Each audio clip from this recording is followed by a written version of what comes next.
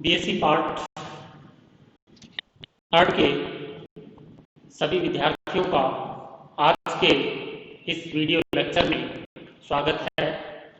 प्रिय विद्यार्थियों, आज के ऑनलाइन लेक्चर में हम एक नया टॉपिक डिस्कस करने जा रहे हैं। उसका नाम है अकार्बनिक बहुलक इनऑर्गेनिक पॉलीमर्स। देखिए विद्यार्थियों, पॉलीमर्स एक जाना पहचाना टर्म है। पॉलीमर क्या होते हैं ये आप पिछली कक्षाओं में भली भांति प्रकार से या अच्छे प्रकार से पढ़ के आए होंगे कि पॉलीमर क्या होते हैं। देखिए विद्यार्थियों, पॉलीमर जो वर्ड है वो दो चीजों से मिलकर के बना है। एक ग्रीक वर्ड है पॉलीमर, एक ग्रीक वर्ड है जिसका मतलब होता है, पॉली का मतलब होता है सो मेनी या बहुत सारे, और मर्स का मतलब होता है यूनिट्स। जब बहुत सारी यूनिट्स आपस में जुड़ करके एक बहुत बड़े या बृहद अणु का निर्माण करते हैं तो ये जो बनी हुई बड़ी स्ट्रक्चर है, जो मैक्रोमोलिक्यूल है, वो पॉलीमर कहलाता है। इसमें जो पॉलीमर है उसमें जो मोनोमर्स इकाइयां हैं उनके रिपीटेशन से जो बहुलक का निर्माण होता है। मोनोमर जो यूनिट्स हैं वो आपस में कोवलेंट बॉन्ड या फिर आयनिक टाइप के बॉन्ड से भी आपस में जुड़ सकती हैं। देखिए विद्यार्थियों, पॉलीमर्स को मोटे तौर पर हम दो पार्ट्स में डिवाइड करते हैं। एक को हम बोलते हैं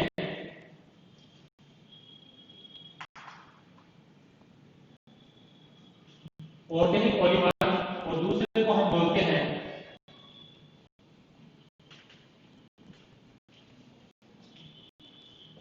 इनऑर्गेनिक पॉलीमर।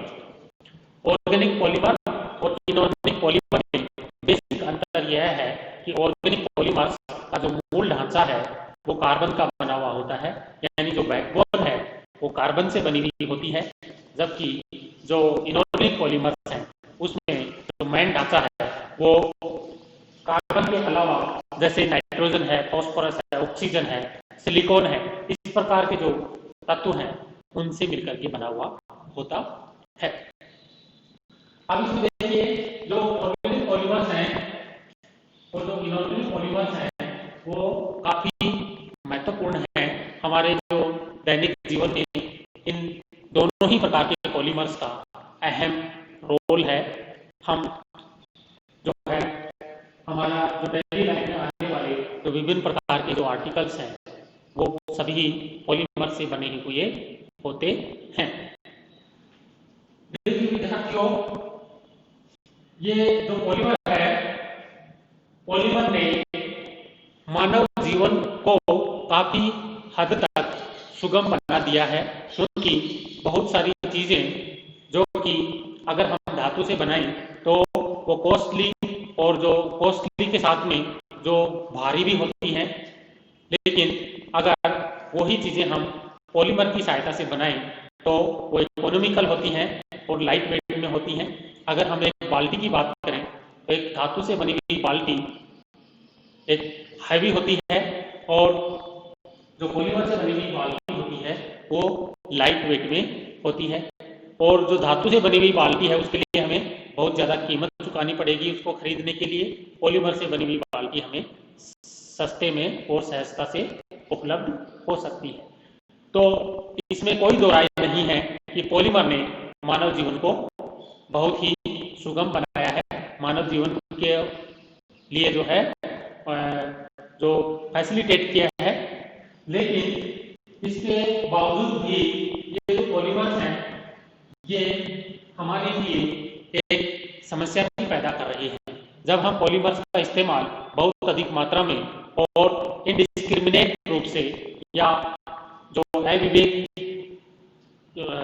अविवेकी रूप से जब हम पॉलीमर का इस्तेमाल करते हैं और असतत रूप से, अनसस्टेनेबल रूप से जब हम पॉलीमर का इस्तेमाल करते हैं तो यही पॉलीमर हमारे लिए एक समस्या बन के भी खड़ा हो जाता है, जो कि हम वर्तमान में देख रहे होंगे कि जो पॉलीथीन के बैग्स हैं और जो पीवीसी के जो भी आइटम्स हैं और जो पीईटी है, वो जैसे प्लास्टिक की जो बोतल्स होती हैं जिसमें हम पानी इस्तेमाल करते हैं, वो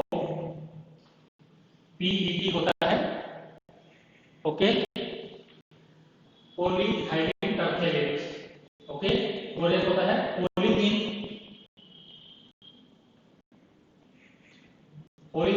एक होता है पॉलीविनाइल क्लोराइड।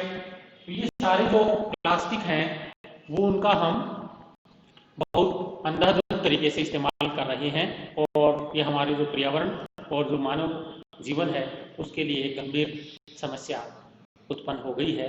इसका देखिए, जब हम विस्तारण करते हैं तो पॉलीमर ये नॉन बायोडिग्रेडेबल होते हैं या इनका जो डिग्रेडेशन है वो बहुत ही स्लो होता है, जिसकी वजह से ये पृथ्वी में ये पॉलीमर की मात्रा बहुत अधिक बढ़ चुकी है, जो कि मानव और पर्यावरण को एक चुनौती पैदा कर रही है, मानव और पर्यावरण के लिए एक चुनौती पैदा कर रही है। तो देखिए विद्यार्थियों, इन्हीं चीजों को ध्यान में रखते हुए हम यहाँ पे ये जो ऑर्गेनिक और इनऑर्गेनिक पॉलीमर्स हैं इनके बारे में हम थोड़ा थोड़ा बात कर लेते हैं।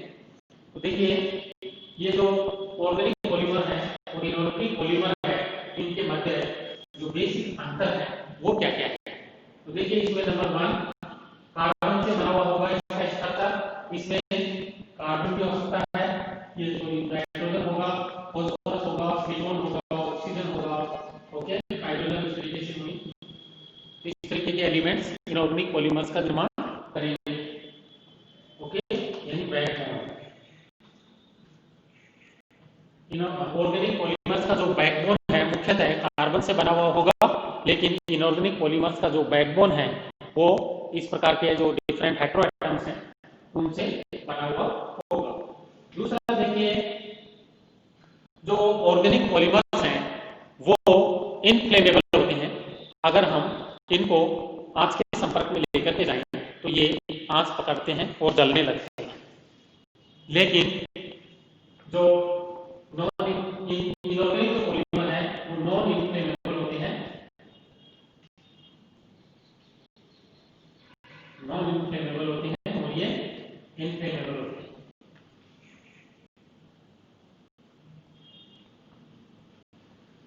इसका क्या फायदा होता है, देखिए, ये जो फायर ब्रिगेड डिपार्टमेंट है उसमें फायर ब्रिगेड डिपार्टमेंट वाले जो कार्मिक हैं आग को जो बुझाने के लिए जिस ड्रेस को पहनते हैं वो इनऑर्गेनिक पॉलीमर से बनी हुई होती है, क्योंकि वो जो पॉलीमर से बनी हुई ड्रेस है उस पर ताप का कोई प्रभाव नहीं पड़ता है। ओके, तीसरा देखिए, जो ऑर्गेनिक पॉलीमर्स होते हैं वो कोवलेंट टाइप के होते हैं। इनमें कोवलेंट बॉन्ड होता है और इनमें कोवलेंट भी हो सकता है और आयनिक भी हो सकता है। ज्यादातर ये आयनिक टाइप के होते हैं। ये जो इनऑर्गेनिक पॉलीमर्स हैं हार्ड होते हैं और ब्रूटाइल होते हैं। ओके, और ये सॉफ्ट होते हैं। ओके, हार्ड भी हो सकते हैं। लेकिन जो ज्यादातर इनऑर्गेनिक कंपाउंड्स हैं आपको क्या मिलेंगे, जो इनऑर्गेनिक पॉलीमर्स है वो हार्ड और ब्रूटाइल टाइप के मिलेंगे। ओके, इसके अलावा देखिए, जो इनऑर्गेनिक पॉलीमर्स हैं उन पे धूप का कोई प्रभाव नहीं पड़ता है। वो लंबे समय तक अगर उनको धूप में रखा जाए तो वो एज इट ही बने रहते हैं। लेकिन ऑर्गेनिक पॉलीमर्स को अगर हम धूप में रखते हैं तो ये जो है धीरे धीरे डैमेज होना शुरू हो जाते हैं। तो ये कुछ बेसिक अंतर से ऑर्गेनिक पॉलीमर्स और इनऑर्गेनिक पॉलीमर्स के मध्य। ओके, ये जो होते हैं ऑर्गेनिक पॉलीमर्स होते हैं वो जो है इन जो नॉन पोलर जो कंपाउंड्स होते हैं, सॉल्वेंट्स होते हैं, उनमें सोल्यूबल होते हैं और ये पोलर जो सॉल्वेंट्स होते हैं उनमें सोल्यूबल होते हैं। और एक अंतर और है इसमें, ये वाटर रिपेलेंट यानी हाइड्रोफोबिक है उस टाइप के होते हैं जो इनऑर्गेनिक पॉलीमर्स हैं वो भी, और ये जो ऑर्गेनिक पॉलीमर्स हैं वो भी हाइड्रोफोबिक टाइप के हो सकते हैं। ठीक है, तो ये इनका बेसिक डिफरेंस था। आगे देखिए हम इनके क्लासिफिकेशन की बात कर लेते हैं। ओके, जो इनऑर्गेनिक पॉलीमर्स हैं उनका क्लासिफिकेशन स्ट्रक्चर के आधार पर हम किस प्रकार से करते हैं। तो देखिए सबसे पहला जो कैटेगरी है वो है linear inorganic polymers. Linear inorganic polymers दो टाइप के होते हैं। एक को हम बोलते हैं सिंपल इनऑर्गेनिक पॉलीमर्स। ठीक है, यानी एक रेखीय रूप में तो होंगे, जो मोनोमर्स जो यूनिट है वो एक रेखीय रूप में एक दूसरे के साथ में जुड़ी हुई होंगी, लेकिन उसका स्ट्रक्चर है वो सिंपल होगा। जैसे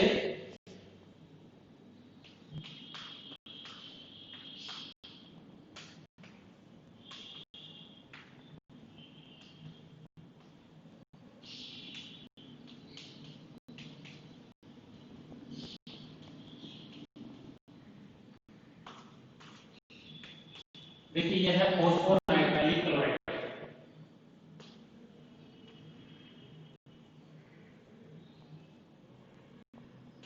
फॉस्फोनाइट्राइल क्लोराइड।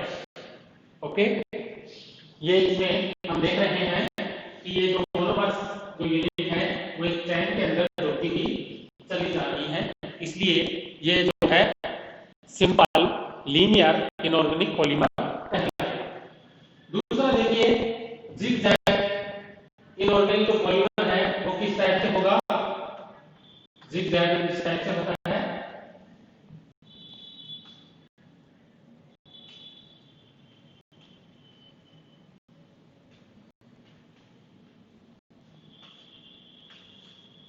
यहाँ पे जो बॉन्ड एंगल है वो 120 डिग्री का होता है। इस प्रकार से जो नाइट्रोजन जो सल्फर है इनऑर्गेनिक पॉलीमर वो जिगजैग इनऑर्गेनिक पॉलीमर कहलाता है। ओके, इसके बाद में देखिए अगला है टू डिमेंशनल। टू डिमेंशनल का मतलब ये होता है कि जो मोनोमर इकाइयां हैं एक दूसरे के साथ इस प्रकार से जुड़ती चली जाती हैं, एक शीट का निर्माण हो जाता है। दो विमीय शीट का निर्माण हो जाता है। इसका एग्जांपल है बोरोन नाइट्राइड है और H3BO3 जो बोरिक एसिड है, उसकी जो इकाइयां हैं हाइड्रोजन बॉन्डिंग के माध्यम से एक दूसरे के साथ में एक शीट के आकार में जुड़ती चली जाती हैं और द्विविमीय पॉलीमर का निर्माण होता है। अगला देखिए 3D। जब मोनोमर इकाइयां त्रिविम में एक दूसरे के साथ जुड़कर पॉलीमर का निर्माण करती हैं तो वो त्रिविमीय पॉलीमर के नाम से जाना जाता है। और इसका एग्जांपल है सिलिका। सिलिका में विभिन्न प्रकार की जो SiO2 इकाइयां हैं वो आपस में त्रिविमीय रूप में जुड़कर त्रिविमीय पॉलीमर का निर्माण करती है। अगला देखिए cross link polymer. Cross link polymer में क्या होता है, जो मोनोमर इकाइयां हैं आपस में जुड़कर के और एक लेयर्ड स्ट्रक्चर्स का निर्माण करती हैं। विभिन्न प्रकार की जो लेयर्स हैं वो बनती हैं और उन लेयर्स को जोड़ने के लिए बीच में क्रॉस लिंकिंग हो जाता है। यानी देखिए अगर एक लेयर ये है दूसरी लेयर ये है तो इन दोनों के बीच में अगर इस तरीके से हम जोड़ दें दोनों को तो ये क्या है, क्रॉस लिंकिंग कहलाता है। और ये जो पॉलीमर है वो क्रॉस लिंक इनऑर्गेनिक पॉलीमर के नाम से जाना जाता है। फिर है अगला कोऑर्डिनेशन पॉलीमर। कोऑर्डिनेशन पॉलीमर जैसा नाम से स्पष्ट हो पा रहा है, इस प्रकार के पॉलीमर्स में जो मोनोमर इकाइयां हैं उनके बीच में कोऑर्डिनेट बॉन्ड होता है। यानी धातु के साथ में जो कोऑर्डिनेट बॉन्ड है वो शो होता है। कोऑर्डिनेट बॉन्ड है वो लीनियर हो सकता है, 2D हो सकता है, 3D हो सकता है। लीनियर में सिंपल भी हो सकता है, जिगजैग भी हो सकता है। तो देखिए ये सिंपल है, मेटल है कोई वो Cl के साथ में जुड़ा हुआ है यानी साइनो के साथ में जुड़ा हुआ है। तो ये किस प्रकार से मेटल और साइनाइड है वो आपस में रेखीय स्ट्रक्चर के रूप में जुड़ते चले जाते हैं, क्योंकि यहाँ पे धातु और जो लिगेंड है उसके बीच में कोऑर्डिनेट बॉन्ड है, इसलिए इस टाइप का है linear simple linear coordination inorganic polymer. दूसरा क्या है, ये जिगजैग भी हो सकता है। जिगजैग का मतलब ये है कि देखिए ये सिल्वर हाइड्राइड है, ये जो ओरम हाइड्राइड है AuI वो इस प्रकार से ये जिगजैग स्ट्रक्चर का निर्माण होता है, तो ये जिगजैग कोऑर्डिनेशन पॉलीमर कहलाता है, क्योंकि इसमें जो सिल्वर है और जो आयोडाइड है उसके बीच में कोऑर्डिनेट बॉन्ड है। ओके, फिर है आपका 2D कोऑर्डिनेशन पॉलीमर। तो देखिए मरकरी का एक कंपाउंड है, ये 2D के रूप में पाया जाता है, 2D पॉलीमर के रूप में पाया जाएगा, क्योंकि इसमें मरकरी और तो लिगेंड के बीच में कोऑर्डिनेशन बॉन्ड होगा, इसलिए ये जो है उपसंयोजक पॉलीमर कहलाता है। फिर है 3D है, इसमें जैसे ZnCl का होल्ड ट्वाइस, ये जो जिंक है टेट्राहेड्रली रूप से, जो साइनाइड है वो लिगेंड ब्रिजिंग का काम करता है दो जिंक एटम्स के बीच में और एक 3D स्ट्रक्चर का निर्माण करता है। तो ये है कोऑर्डिनेशन पॉलीमर। अगला है इलेक्ट्रॉन डेफिशिएंट पॉलीमर, वे पॉलीमर जिनमें इलेक्ट्रॉन्स की कमी हो, इलेक्ट्रॉन्स की कमी को पूर्ति करने के लिए वो इस प्रकार से ब्रिजिंग स्ट्रक्चर का निर्माण करते हैं कि इलेक्ट्रॉन्स का दो इकाइयों के बीच में शेयरिंग हो जाता है, जिसको हम 3 सेंटर 2 इलेक्ट्रॉन बॉन्डिंग के नाम से भी जानते हैं। तो देखिए ये कंपाउंड है, इसमें जो दो बैटरी ग्रुप हैं वो बेरिलियम के साथ में आपस में जुड़े हुए हैं और एक पॉलीमर स्ट्रक्चर का निर्माण करते हैं, इसको हम इलेक्ट्रॉन डेफिशिएंट पॉलीमर के नाम से जानते हैं। तो देखिए विद्यार्थियों, आज के वीडियो के माध्यम से हमने पॉलीमर क्या होते हैं और जो ऑर्गेनिक और इनऑर्गेनिक पॉलीमर्स हैं उनका जो बेसिक डिफरेंस है, उनके बीच में जो बेसिक डिफरेंस है उसके बारे में चर्चा की है और इनऑर्गेनिक पॉलीमर्स का क्लासिफिकेशन के बारे में हमने बात की है। ओके, अगले वीडियो में हम जो इनऑर्गेनिक पॉलीमर्स हैं मुख्यतः हम जो फॉस्फोनाइट्राइलिक हैलाइड्स और जो सिलिकॉन्स हैं उसके बारे में हम बात करेंगे, जो कि बहुत ही इम्पोर्टेंट पॉलीमर्स हैं, उनका हम दैनिक जीवन में जो उपयोग है उसके बारे में भी हम अगले वीडियो के माध्यम से बात करेंगे। धन्यवाद।